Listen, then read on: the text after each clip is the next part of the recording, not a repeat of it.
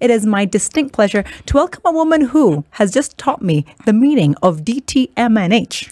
It's not what you're thinking. It's not what you're thinking. She's an assistant professor, section of Global Health and International Emergency Medicine, director of Global Health Research, wellness officer, Department of Emergency Medicine, Yale School of Medicine, Dr. Christine Ngaruiya, MD, MSC, DTM&H, the woman my mother always wanted as a daughter. Welcome to Double O Direct. Thanks so much. We even got the same skin tone. You can fool her. Her eyes ain't what they used to be.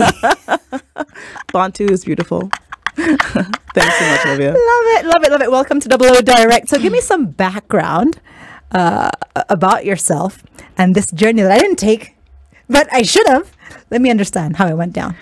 Well, first of all, we're so glad that you're doing what you are doing right now. And yeah, but honestly, it's super exciting to be on your show and just to be here with all the guests and looking forward to our conversation. So my story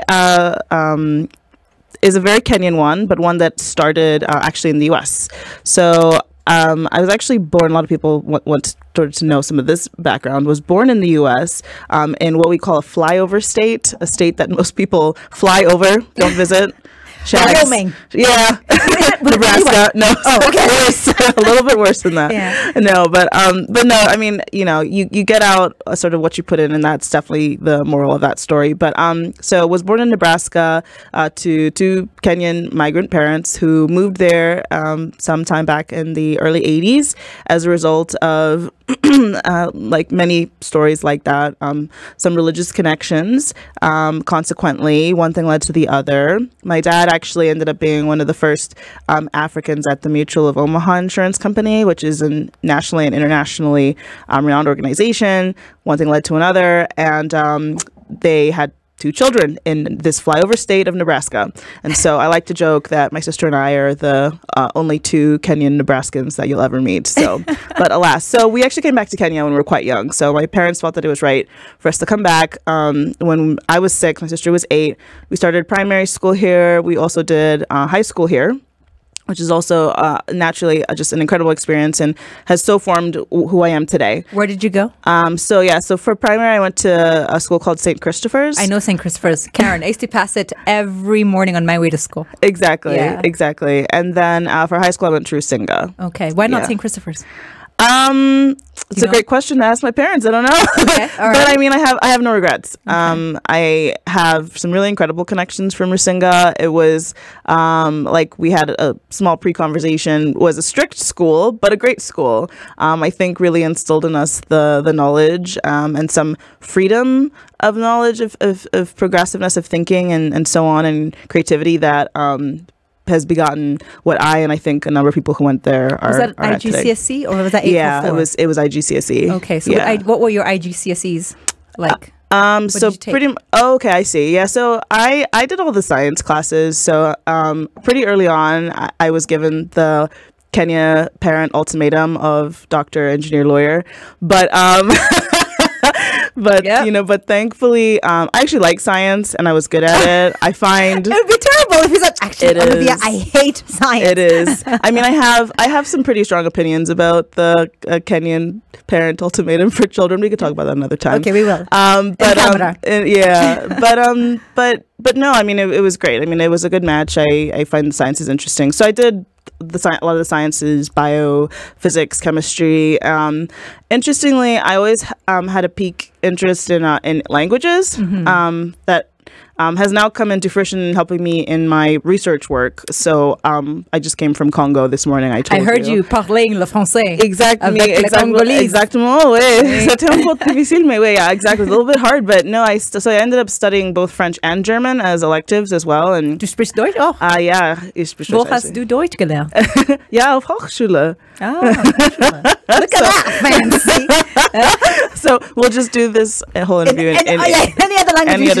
Right, exactly. Do you speak your mother tongue? A little. I can understand it nearly fully, but I find Kikuyu quite challenging. Ohoroaku. Yeah. I don't even know the response to that. Ni cuelga mo, no? Exactly. My goodness. I'm having I was telling somebody this morning, I'm still thinking in French. Yeah, that happened. Because I literally, my English, my sentence structure this morning, I think is interesting. But no, and a great experience. So I also did some electives, which is what I was getting at, the opportunity to explore a bit, I guess, with some of the arts classes as well. That's what I did. I love it. I love it. So did you do your A-levels or did you go straight into university? No, it's actually a really great question. So I went straight after. My sister and I both did. We did not do A-levels. Okay. And so we were actually very young. So my whole life has sort of been, my educational career has been a bit truncated, a bit catalyzed. So I actually started university when I was 15. I graduated high school when I was 15.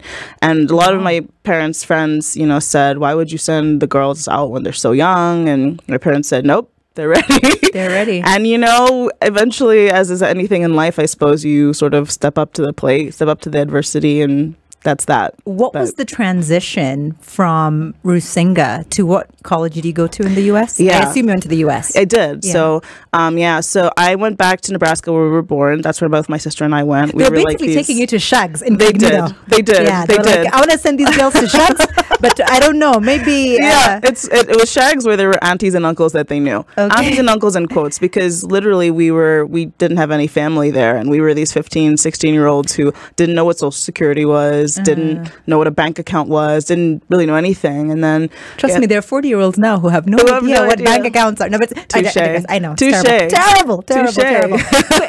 Quick one. Yeah. What did you leave to study? So the plan was always to go back for university and go from there. But I was already certain I was going to pursue medicine. Did you do SATs? I did. While you were here? Yes. Did Rusinga facilitate that? No. Okay. Yeah. So, we can talk about that as well. But in terms of the transition to the U.S. and prepping for that, I don't think that, which, it all worked out. Here I am today. I think there were certainly things I wish I would have known, or perhaps my parents could have known at the time. But that's how God works. And so what's needed to be in place at the right time occurs anyway. And so but we actually did like a course, I remember, somewhere in Hurlingham. I remember that course. Along with IELTS, for some reason you have to take that.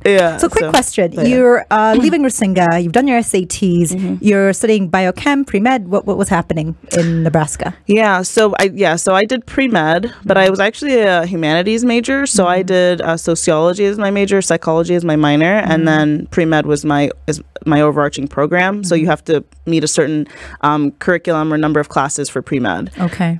But I remember stepping into my first sociology class and just being really aghast with learning what healthcare disparities are, meaning inequity in care that's systematic, right? You'd open the textbook and for every single condition, hypertension, African Americans, Native Americans, Pacific Islanders, etc., do systematically worse than their counterparts, their white counterparts. And it was the same thing on every single page. And I thought to myself, well, this doesn't seem right. And of course, growing up in Kenya, I suppose as a child, you're kind of exposed to inequity or poverty even, but it hadn't really landed for health for me until that point. And that really set the stage for my career, especially in research and all the stuff I do in global health, which really has an equity focus and like a barriers to care focus. So I stuck with it. Someone asked me a question to ask you, and I thought maybe you weren't the right... No, it's a brilliant person that asked me this. And said, why don't you ask her about telehealth